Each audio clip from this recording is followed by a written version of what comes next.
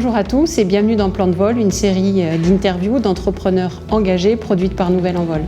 Et nous sommes ici à Caen, dans ce lieu, le Moho, pour échanger et partager avec des dirigeants inspirants qui ont le courage de porter leurs valeurs qui me sont chères et qui sont encore trop rares à mon sens dans les entreprises aujourd'hui. Nous allons démarrer avec toi, Olivier Piqueux. Bonjour. Bonjour Gladys. Donc tu es un ancien joueur de football professionnel. Tu es également l'ancien directeur général du SCO d'Angers et tu es actuellement maintenant depuis août 2020 le président du Stade Malherbe. Effectivement. Pour commencer, comment as-tu réussi à avoir la confiance d'un fonds d'investissement américain pour te donner la présidence du club ? C'est pas le fonds d'investissement américain qui a commencé à la sollicitation, c'est Pierre-Antoine Capton, qui est aujourd'hui le président de Mediawan sur Paris et qui m'a sollicité le 5 juillet dernier, enfin 2020, pour me proposer la présidence d'un club qui me tenait évidemment à cœur. C'est là où j'ai commencé, je fais mes débuts en professionnel il y a quelques temps déjà. Et ensuite, une rencontre évidemment, effectivement avec le fonds d'investissement Oaktree, qui était déclencheur pour moi, non pas simplement du projet qui prenait corps, mais un ensemble de choses où je considérais que le fonds d'investissement pouvait avoir une place importante dans la réorganisation du club. Il y avait beaucoup d'actionnaires au club, il fallait être capable de changer l'actionnariat. Et je sentais que le fonds d'investissement en était capable, avec l'aide de Pierre-Antoine Capton. Et d'un seul coup, le projet prenait du sens et c'est devenu une évidence pour moi. Et comment j'ai réussi à les motiver ? Je pense que le rendez-vous s'est plutôt bien passé. Et ils avaient effectivement comme référence les années que j'avais pu faire, les 14 années où j'avais travaillé pour le SCO d'Angers. Et à l'issue du rendez-vous, ça devenait complètement naturel de commencer cette aventure et je l'en remercie aujourd'hui. C'était pas aussi simple que ça. Pour eux, c'est une première expérience dans le football. C'est un fonds qui était habitué à faire des investissements complètement différents que le sport, comme d'autres fonds américains qui ont l'habitude, notamment à Redbird à Toulouse, pour le Toulouse Football Club. Donc une première expérience, une grosse confiance qui m'a été apportée dans le cadre de ce projet.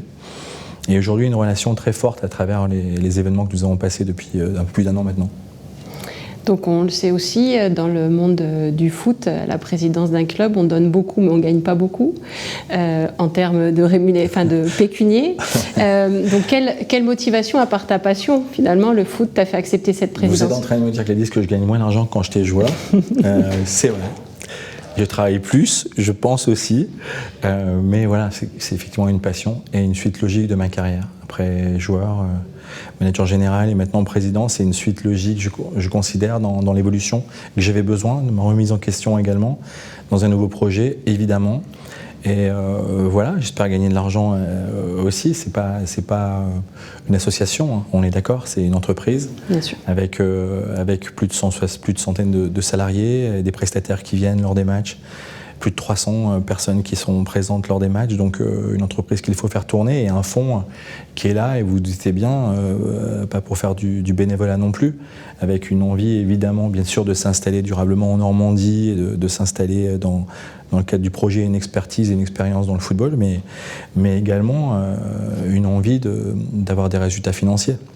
Et j'espère que je serai en capacité, en tout cas je le crois, avec les équipes, de faire en sorte que le club devienne rentable, ce qui n'est pas le cas aujourd'hui. Et est-ce que tu défends les mêmes valeurs en tant que joueur professionnel et président d'un club ? C'est compliqué de comparer parce qu'aujourd'hui le Stade Malherbe représente une vitrine d'un point de vue local, mais aussi pour le département et la région, et que l'énergie, en tout cas les valeurs que je prônais quand j'étais joueur, sont des valeurs très individualistes. Là, aujourd'hui, je défends un projet magnifique et aussi une image forte pour représenter haut et fort les couleurs de la basse Normandie. Donc voilà, l'éducation, c'est le cœur des valeurs que je veux développer avec les salariés de l'entreprise. Et j'espère de tout cœur que petit à petit, nous mettrons une image très positive du club, qui est déjà très très belle. Mais évidemment, c'est souvent lié aux résultats sportifs pour faire en sorte que les couleurs du club soient encore mieux appréciées. Mais je suis épaté, un peu en admiration même, après avoir joué ici, avoir connu des moments un peu incroyables avec une qualification européenne, de s'apercevoir combien les Normands aiment leur club, et malgré les résultats qui sont pour le moment pas en adéquation avec le projet que je veux mener. Et du coup, justement, tu parles beaucoup de valeurs, et quelles sont les valeurs que tu inculques aujourd'hui au sein du club? La formation, c'est le cœur du projet pour lequel je suis venu. Il y a plusieurs totems. L'école de foot, la formation, les professionnels, la vitrine, également les féminines. Et nous avons mis, comme je l'ai dit tout à l'heure, l'éducation au cœur du projet. L'éducation, c'est assez vaste, sur la santé, problèmes de la citoyenneté, environnementaux, toutes ces valeurs qu'on inculte. Le Covid nous a, pendant une période plutôt longue, pas permis de mener les actions comme je le voulais. Mais ça y est, tout le monde est en ordre de bataille pour continuer à développer ces valeurs fortes et puis continuer à faire en sorte que, à travers les actions qu'on mènera, le club sera dans les meilleures dispositions d'amour. Parce que c'est ce que j'ai envie, c'est partager. Je suis passionné par ce que je fais. Je suis passionné par le club et le sport. Et cette chance de pouvoir faire ce maillage culturel, social, l'éducation, je vous dis, c'est le cœur du projet. Et je veux essayer de continuer à développer toutes ces valeurs. Très bien, donc tu l'as dit, c'est important pour toi de former et donc tu n'oublies pas la formation, au-delà du fait que, comme je pense tout stade et équipe de foot en Ligue 2, vous pensez à la Ligue 1 en premier, mais tu n'oublies pas la formation. Le projet, il est simple, c'est monter en Ligue 1. D'accord ? Donc maintenant, je ne connais pas le timing, mais tout ce qu'on est en train de mettre en place, je considère que c'est la face cachée de l'iceberg, c'est de travailler pour que la structure, l'organigramme, le développement de notre formation et notre centre de formation nous permettent demain de pouvoir représenter la Normandie et le club parmi l'élite du football français. C'est une mission compliquée où évidemment beaucoup de travail va devoir... beaucoup de travail, le travail sera obligatoire. Et la formation, c'est le cœur du projet, le sérail, l'identité normande. J'ai envie de continuer à mettre en place un maillage très fort en Normandie. Il y a des clubs qui sont importants ici, il y a beaucoup de qualité. Il y a entre la qualité normande, mais également la proximité avec Paris qui doit nous permettre de faire un beau mélange pour pouvoir être en capacité à recruter des joueurs de talent et qui représenteront notre club demain. Et la formation, c'est bien entendu le cœur du projet que je souhaite. La montée est une évidence. Nous avons parlé avec Stéphane Moulin qui est arrivé avec moi, le coach de l'équipe, cet été, au mois de juin dernier. Ce que j'ai appelé de mon arrivée l'an zéro, le projet mis en place de monter en Ligue 1. On s'est donné comme objectif de monter dans les 3 ans. C'est ambitieux, mais on se revoit dans quelques temps. Pour le moment, ça fait un peu plus de 7 mois. Je considère qu'on progresse, et même si c'est pas encore complètement matérialisé par notre classement. Et du coup, justement, comment gères-tu le stade ? C'est-à-dire plutôt comme une entreprise avec la rentabilité avant tout, ou plutôt comme encore en gardant l'esprit associatif, mais en voulant toujours faire du business, c'est normal, C'est une entreprise. C'est une entreprise, et donc je la considère au quotidien comme une entreprise qui doit être rentable pour permettre d'abord à la compétence de rester dans le projet. La compétence, c'est les hommes et les femmes qui m'accompagnent au quotidien dans tout l'organigramme du club. Mais évidemment, avec un lien associatif, aujourd'hui, ce qui est complexe et rigolo en même temps, et en même temps qui correspond complètement aux valeurs que je prône, c'est que l'association fait partie de notre projet. Le président de l'association, Jean-Luc Pignol, s'occupe de l'équipe des jeunes joueurs, l'école de foot, jusqu'au U14, et on est dans le domaine associatif. Il représente le club, mais on n'est pas dans une entreprise normale où les deux pôles sont liés. Évidemment, j'ai gardé mon âme d'amateur. On vient tous du milieu amateur. Mais je pense que le fonds d'investissement qui est venu me chercher est aussi venu me chercher pour être en capacité à amener ce club au plus haut niveau et donc rentable. Donc c'est bien, tu es passionné de foot, mais tu n'es pas passionné que de foot. Non. Et il me semble que nous avons une passion commune, les chevaux.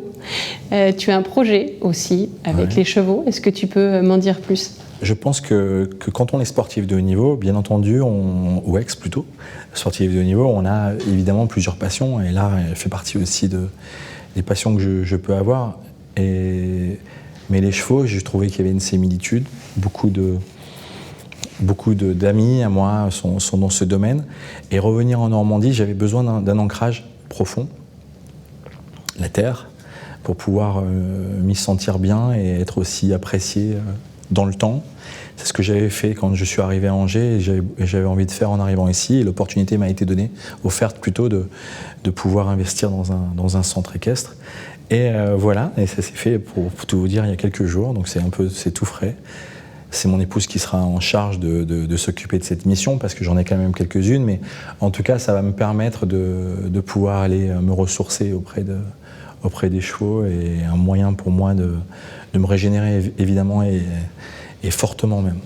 J'espère que j'aurai l'occasion de profiter de monter dans ton centre équestre. Très bonne idée. Tu as également aussi différents projets associatifs qui sont tournés essentiellement sur l'humain. Est-ce que tu peux nous parler de 2-3 projets qui tiennent le plus à cœur ? Évidemment que la notoriété de notre club et la vision que j'en ai doit nous permettre de continuer à mettre beaucoup d'actions. On le fait au quotidien avec les salariés, les joueurs. On accompagne évidemment la Ligue de football professionnel sur les actions qu'ils mènent tout au long de l'année. Nous avons mis à travers Octobre Rose, il y a peu de temps, un maillot en vente aux enchères qui a eu un succès important. J'ai envie de faire tellement de choses qu'aujourd'hui c'est compliqué de vous annoncer ou de vous énumérer toutes les actions. Mais évidemment, je vais me servir du club comme vitrine, comme,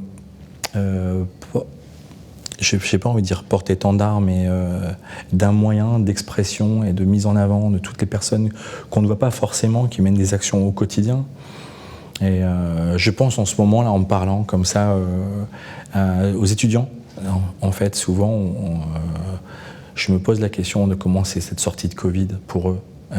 Et donc, un accompagnement, je vais essayer de mettre en place, et nous sommes en train d'y travailler, de pouvoir accompagner les étudiants dans leur retour à la normalité. Et ça me ferait très plaisir de mettre tout ça en place. C'est pas là-dessus que j'ai envie qu'on se souvienne de moi. Je suis ici que pour une vraie mission, c'est de faire en sorte que le club remonte en Ligue 1 et se positionne fortement demain et durablement. Mais évidemment, tout ce que je vais pouvoir mettre en parallèle va faire partie des projets que je veux mener également. Et justement, comment tu arrives à articuler toutes ces actions ? Parce que président de club, avoir des projets associatifs, centre équestre... Je me demande parfois. Je crois que c'est la passion qui anime tout ça, évidemment. Mon envie de continuer à découvrir et